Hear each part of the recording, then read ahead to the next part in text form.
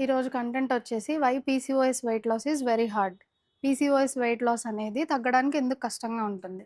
First మనం normal weight గెయిన్‌కి, PCOS weight గెయిన్‌కి డిఫరెన్స్ తెలుసుకుందాం. నార్మల్ వెయిట్ గెయిన్ వచ్చి అన్‌హెల్తీ లైఫ్ స్టైల్ వల్ల ఫుడ్ ఓవర్‌గా ఇంటేక్ చేసి యాక్టివిటీ లేకపోవడం వల్ల నార్మల్‌గా గెయిన్ అవుతాము. పీసీఓఎస్ వెయిట్ గెయిన్ వచ్చేసి హార్మోనల్ ఇంబాలెన్స్ వల్ల ఇన్సులిన్ లెవెల్స్ హైక్ అయ్యి షుగర్ ఫుడ్ ఎక్కువ తీసుకోవడం వల్ల ఎస్పెషల్లీ బెల్లీ ఫ్యాట్ అనేది ఫ్యాట్ స్టోరేజ్ అయ్యి దానివల్ల పీసీఓఎస్ వెయిట్ గెయిన్ అవుతాం. ఫస్ట్ హార్మోనల్ ఇంబాలెన్స్ ఎలా ఉంటదో తెలుసుకుందాము.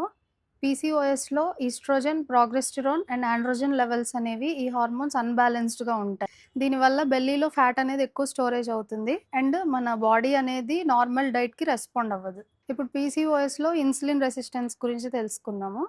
మన బాడీలో నార్మల్‌గా ప్రొడ్యూస్ అయ్యే ఇన్సులిన్ కన్నా పీసీఓఎస్‌లో షుగర్ లెవెల్స్ అనేవి ఇంక్రీజ్ అయ్యి ఇన్సులిన్ హైక్ అవ్వడం వల్ల షుగర్ క్రేవింగ్స్ వచ్చి మనం షుగర్ ఎక్కువ తినేస్తాము. ఆ షుగర్ అనేది మన బ్లడ్‌లో ఉండిపోయి అది ఫ్యాట్‌గా కన్వర్ట్ అవుతుంది. దానివల్ల మనం వెయిట్ గెయిన్ అవుతాం. నెక్స్ట్ వచ్చేసి స్లో మెటబాలిజం. మీ బాడీ అనేది స్లో మెటబాలిజంలో ఉన్నప్పుడు క్యాలరీస్ బర్నింగ్ టైమ్ అనేది నార్మల్ దానికన్నా కొంచెం స్లో ఉంటుంది. మీరు ఫుడ్ అనేది తక్కువ తీసుకుంటే మీ ఫ్యాట్ లాస్ ప్రాసెస్ అనేది స్లోగా ఉంటుంది. నార్మల్ ప్రాపర్ డైట్ తీసుకొని యాక్టివిటీ కంటిన్యూ చేస్తే ఫ్యాట్ లాస్ ప్రాసెస్ అనేది ఫాస్ట్‌గా ఉంటుంది. నెక్స్ట్ హై కార్టిజాల్ లెవెల్స్ అంటే స్ట్రెస్ హార్మోన్. మన బాడీలో ఓవర్ థింకింగ్ అండ్ స్ట్రెస్ వల్ల హై కార్టిజాల్ లెవెల్ అనే హార్మోన్ రిలీజ్ అవుతుంది. దీనివల్ల బెల్లీ ఫ్యాట్ అనేది ఎక్కువ వస్తుంది. ఎమోషనల్ ఈటింగ్ వల్ల అంటే కష్టం వచ్చినా, బాధ వచ్చినా, సంతోషం వచ్చినా ఎక్కువ తినేస్తాం. And disturbance of sleep.